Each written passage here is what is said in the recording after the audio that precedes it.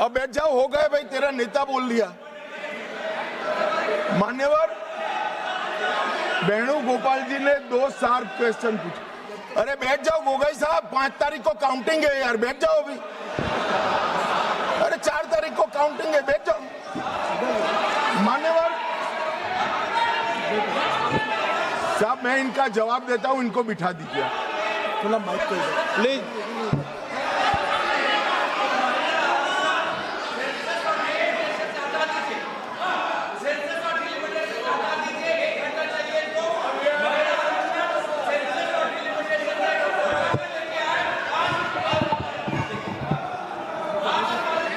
अखिलेश जी से पूछ लेना।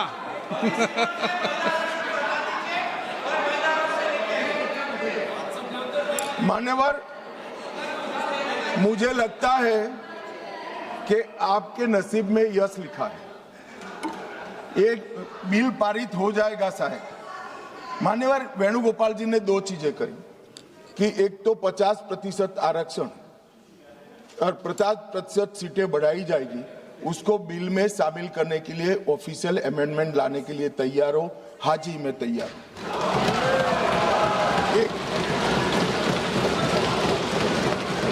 एक सेकंड, अब नहीं होता भाई, बैठ जाओ, दूसरा भी बताता हूं। मान्यवर 1 घंटा आप सदन स्थगित कर दीजिए।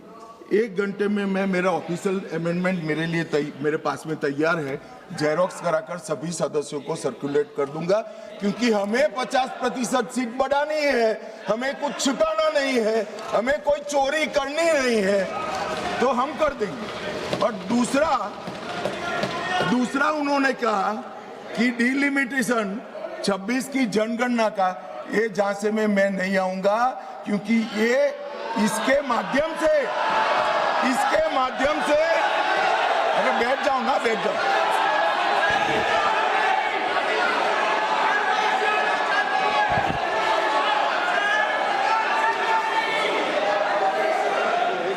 क्या कई बार है ना, सदन में भी फैसले हो जाते हैं, इसलिए सदन में फैसला कर लो।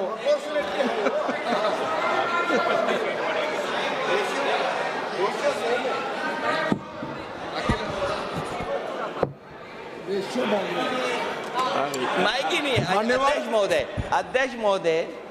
अध्यक्ष महोदय, क्योंकि आपने कहा और माननीय मंत्री जी कुछ बात रख रहे हैं और हमारी तरफ से कोई बात आई है, अभी तक 11 साल का जो अनुभव है लगभग, अध्यक्ष महोदय, अगर भारतीय जनता पार्टी ये लिख करके दे देगी कि हम महिला प्रधानमंत्री बनाएंगे, तब भी हम इन पर भरोसा नहीं करेंगे। मान्यवर, इसलिए ऑफिशियल अमेंडमेंट मैं बाद में इसका जवाब देता हूं। मान्यवर, मैं इस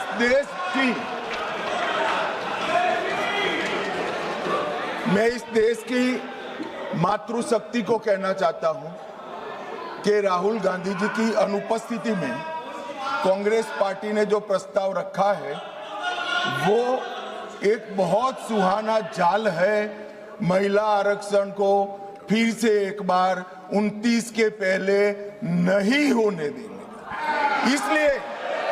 इसलिए मान्यवर, ये जो कहते हैं कि हमारे राज्यों का समान भार होना चाहिए, मैं सहमत हूं। महिला आरक्षण 29 के पहले ही करना चाहिए, 29 के बाद ले जाने के लिए इनका षड्यंत्र सफल हम नहीं होने देंगे। मान्यवर, मैं समझ रहा हूं कि ये वोट नहीं देंगे तो महिला आरक्षण का बिल गिर जाएगा, मगर इस देश की महिलाएं देख रही है, उनके रास्ते का रोड़ा कौन है वो देख रहे हैं।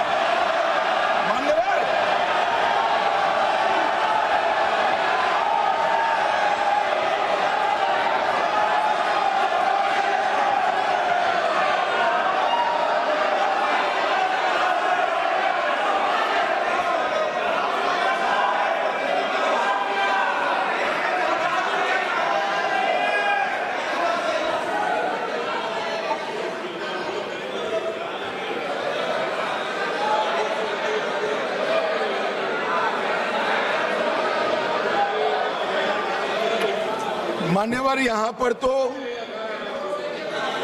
शोर शराबा कर कर बच जाओगे, मगर माताओं बहनों का जो आक्रोश आपके खिलाफ है ना, जब मैदान में जाओगे तब मालूम पड़ेगा।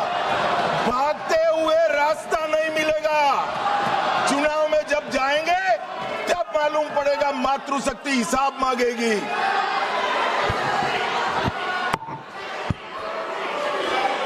मान्यवर, यहां कुछ सदस्यों ने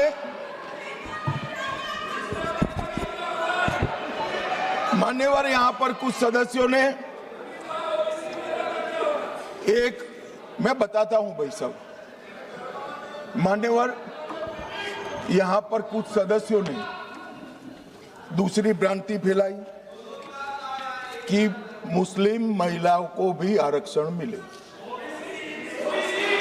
अरे आता हूं भाई, आता हूं। पहले अखिलेश बैठे हैं तो पहले उनकी बात करूं ना। पहली बेंच पर बैठे देखो। मान्यवर, मैं यहां सरकार की, संविधान की और भारतीय जनता पार्टी की नीतियों की पॉलिसी के बारे में स्पष्ट करना चाहता हूं। भारतीय संविधान धर्म के आधार पर आरक्षण को स्वीकार नहीं करता है। मान्यवर, इसके दो कारण हैं। पप्पू सुन लिया ना? अब शांति रखो, ठंड रखो यार। चलो मान्यवर, आरक्षण पाने की योग्यता पहला कारण है। आरक्षण पाने की योग्यता ऐसी नहीं होनी चाहिए जिसको कोई प्राप्त कर सके। ये संविधान की बात मैं कर रहा हूं। अगर आज कोई अन्य धर्म का व्यक्ति है जिसको आरक्षण मिलता है, यहां नहीं मिलता है, और अगर वो मुस्लिम बन जाता है तो उसको आरक्षण मिलेगा। तो आरक्षण जन्म से ही मिलता है मान्यवर, किसी प्रकार से प्राप्त नहीं किया सकता, इसलिए वहां पर उसको सील किया है। और दूसरा, ओवैसी जी ध्यान से सुनना, दूसरा अनुच्छेद 15(4) के अनुसार आरक्षण उन लोगों के है, उन लोगों के लिए है जो सामाजिक और शैक्षिक रूप से पिछड़े वर्ग में आते हैं या अनुसूचित जाति और अनुसूचित जनजाति में पैदा हुए हैं। अनुच्छेद 16(4) इसके तहत आरक्षण पिछड़े वर्ग को, नागरिकों को दिया जाता है। अब संविधान में कहीं पर भी धर्म के आधार पर आरक्षण देने की मान्यता नहीं है। ये इंडी अलायंस वालों ने अपनी तुष्टीकरण की राजनीति के कारण इस देश में मुस्लिम आरक्षण की डिमांड खड़ी करना चाहते हैं, और ये संविधान की बात करते हैं। कोई भी संविधान पढ़कर बता दे मुझे, संविधान के किस आर्टिकल से धर्म के आधार पर आप आरक्षण करोगे? कोई बता दे मुझे। एक भी आर्टिकल में कोई प्रोविजन नहीं। मान्यवर, इसलिए भारतीय जनता पार्टी, हमारी सरकार, दोनों का नीति स्पष्ट है।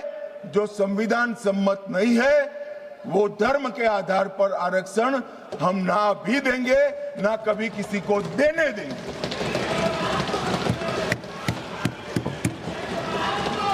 मान्यवर, अब मैं ओबीसी की बात करता हूं, सुनो ना। सीट बदल देनी पड़ेगी पप्पू जी। मान्यवर, इस देश में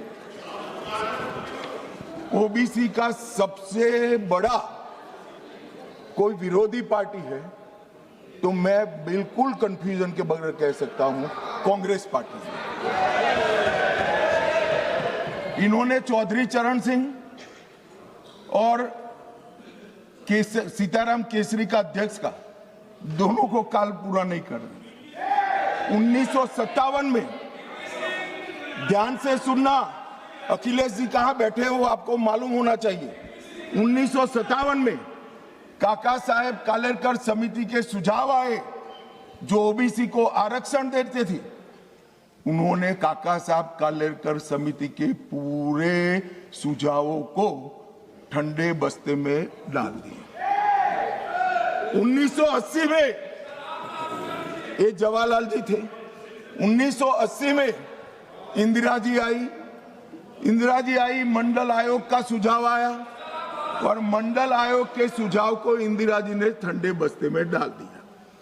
90 में जब बीपी सिंह आए तब वो मंडल आयोग का इंप्लीमेंटेशन लेकर आए और उस वक्त मान्यवर विपक्ष के नेता राजीव गांधी थे। तो नेहरू जी, इंदिरा जी और अब राजीव गांधी, उन्होंने यहां पर अपने जीवन का सबसे लंबा भाषण मंडल आयोग का विरोध करने में किया, अपने जीवन का सबसे। और कांग्रेस ने 51 और 71 दोनों में जाति जनगणना का भी विरोध किया। मान्यवर, अब क्योंकि अब मेल नहीं खा रहा है, 15-20 बार चुनाव हार गए, तो अब ये ओबीसी के हितैषी बनने आए। मान्यवर, मैं आज आपके सामने कहना चाहता हूं, कांग्रेस पार्टी ने अब तक एक भी ओबीसी का प्रधानमंत्री नहीं दिया।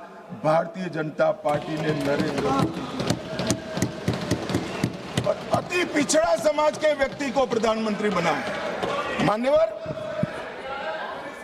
मान्यवर, इन्होंने काका साहब कालेलकर समिति में विरोध किया। मंडल आयोग के रिपोर्ट को इंदिरा जी ने ठंडे बस्ते में डाला और जब लागू होता था राजीव गांधी जी ने भी विरोध किया।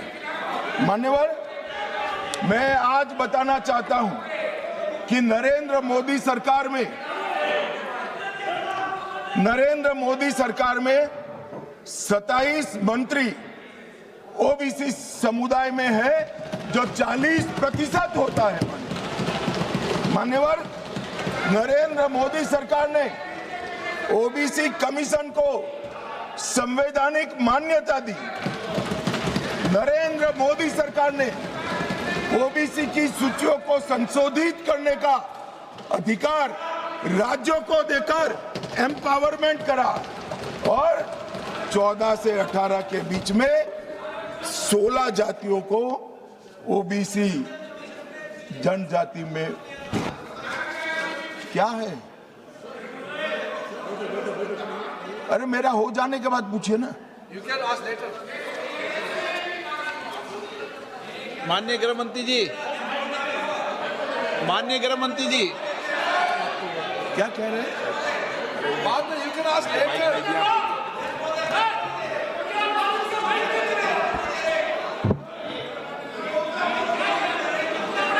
मान्यवर,